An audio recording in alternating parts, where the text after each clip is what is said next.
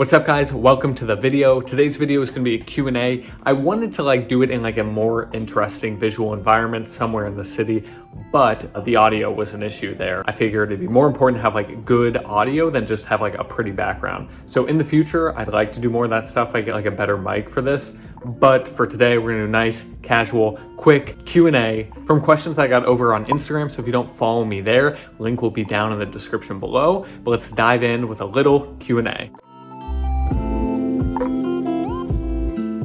All right, so there's a little mix of fitness and non-fitness stuff in here, but I'm gonna go ahead and answer all of these in a semi-rapid fire. If they deserve a longer answer, I'll give a longer answer, but I kind of wanna make this a nice, casual, quick video. And if this is something that you guys enjoy, the Q&A type stuff, it does really well when I post these over on Instagram, but sometimes it's more enjoyable to give more specific answers and do it over here on YouTube, especially because I'm having a lot of fun over here on YouTube and I'm just kind of enjoying it more. So if you want to see more Q&As here on YouTube, hit the like button. That will give me an indication that you guys like what you are seeing. With that out of the way, we'll dive in. First question. How do I know how many calories I need to stay in a deficit? So to know how many calories you need to stay in a calorie deficit, you kind of need to know what your maintenance is first. If you don't know what your maintenance is, you won't be able to calculate a deficit off of that. So I think the real question here is how many calories should I be eating if I want to lose weight? So with all my clients, I use the Catch-McCardle equation, but that's a much more in-depth equation. But if you're just casually watching this and you want to have some type of baseline idea of how many calories you should be eating without doing some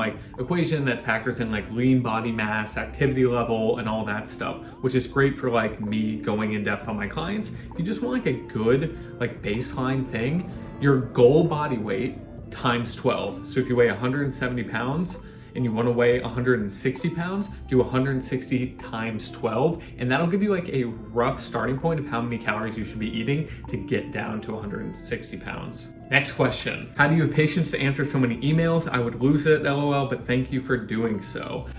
This email is from a client of mine. I love what I do. A lot of my online coaching is done all through email, so it is a lot of emails every single day, but I chose to do this career. It's something that I'm passionate about doing, so it doesn't bother me at all. Camera recommendation for a vlog. I shoot, edit, and upload entirely on my iPhone, so can't really help you in terms of cameras there. Thoughts on training twice a day? For example, kettlebells in the morning, cardio in the evening, or vice versa. If you are going to be training twice a day, first thing I would make sure that it makes sense for your goals. If you're trying to build muscle, if you're doing a heavy strength training session in the morning and then a heavy cardio session in the evening, that's a lot of calorie burn throughout the day and that's a lot of food you got to be eating. So make sure that it makes sense for your goals. But just in general, can you strength train in the morning and do cardio in the evening?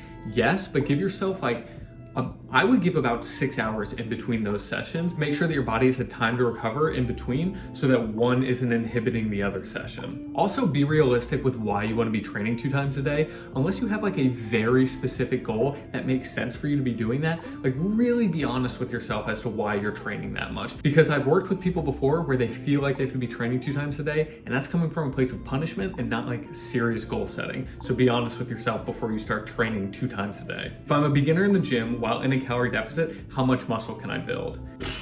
You can build a good amount of muscle in your first year of if you are completely untrained, you can gain a lot of muscle in that first year of strength training. That being said, while doing so in a calorie deficit, unless you have a lot of fat to lose, I would recommend doing that strength training and eating at maintenance or a slight surplus.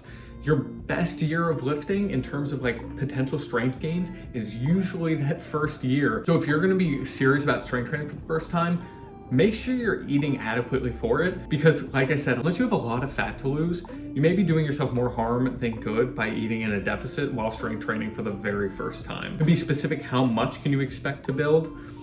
It really depends on how deep your deficit is. I know that's a bad answer, but it depends on a lot of things about you that I don't know. How do I feel after my second dose of the vaccine? How do I feel that when I'm fully vaccinated? I was sick the day after and I feel totally fine now. What are some of your favorite protein bars? I think I'm not eating enough, so I'm trying to fix it. I love the One bars, Bear Bells, and Quest bars. Those are probably my 3 favorite protein bars. They're all roughly the same macros, and I find that those 3 just kind of taste the best for me. How do you find balance between self-improvement and being fulfilled with where you are? That is a very good question, because I think we kind of live in a society that really pushes like productivity porn and like you can always be doing more. You should always have like 10 side hustles and just go, go, go, go, go. And I think a lot of people who have that mindset or are stuck in that mindset of like always moving forward or else can find themselves in a position where they don't feel very fulfilled on a day-to-day basis. So how do you find that balance? I very much so try to take time to appreciate and reflect on where I'm at and where I've been and like where I'm going. Because if you don't take time to like actually appreciate that, then what's the point of going forward? Like, be honest with yourself. If you think that, oh, I'll be happier after I make this much money or happier after I look like this or whatever it may be, and you're just constantly focused on self-improvement, which can be very beneficial, you might be losing like the actual reason you're doing it. If you think you're gonna be happy then and just delaying happiness for the sake of self-improvement, how much improvement are you actually doing? Any advice for a new trainer? Train as many people in person as you can for a long time. There's way too many people who like get into fitness because they like fitness or because they care about their own body, and those people burn out so quickly. If you're not in it to absolutely help other people and you're passionate about helping other people, you're gonna burn out as soon as you realize no one cares about your physique. Is it weird putting so much of your life online? Yeah, a little bit, but there's a lot that I do not put online. I keep a lot of like my personal and private life private because I don't want to have the entire world know about my entire life. I don't think that's healthy for me, and I don't think it's great for you guys either. What's your current workout split? I'm currently doing upper body push, lower body push, upper body pull, lower body pull, 4 days a week, going through those. What type of protein do you think is best? Protein sources that provide you with a full amino acid profile. I'm assuming this is coming from like a what protein supplement or powder do I think is best? Any whey protein is fine. I like Legion's. Ghost is good too. I've used theirs. Or if you want like a slower digesting protein, casein is great. Legion makes a great casein protein and a great whey protein. I'm not like sponsored by them or anything. I just really like their products. How long have you lived in New York City? Going on 4 years. Does meal timing matter? For some things, yes. For a lot of things, no. Does like the anabolic window exist? Like that, oh, I have to get a protein shake in and some carbs as soon as I work out? No. Might that be the most optimal thing to do? Maybe. So if you're really trying to optimize every aspect of your training over time, then yeah, maybe you getting that protein shake and food in after you work out might have like marginal increases in terms of like performance, strength, physique, that type of stuff. But in terms of like meal timing from a just eating at night make you fat, no, it doesn't. A bowl of cereal doesn't go from 150 calories at 7:59 p.m. to 300 calories at 8:01 p.m. So no, meal timing doesn't really matter. Of course, that's approaching it from like a body composition point of view. Thoughts on intermittent fasting? Do I think it's some like magic silver bullet for fat loss? No.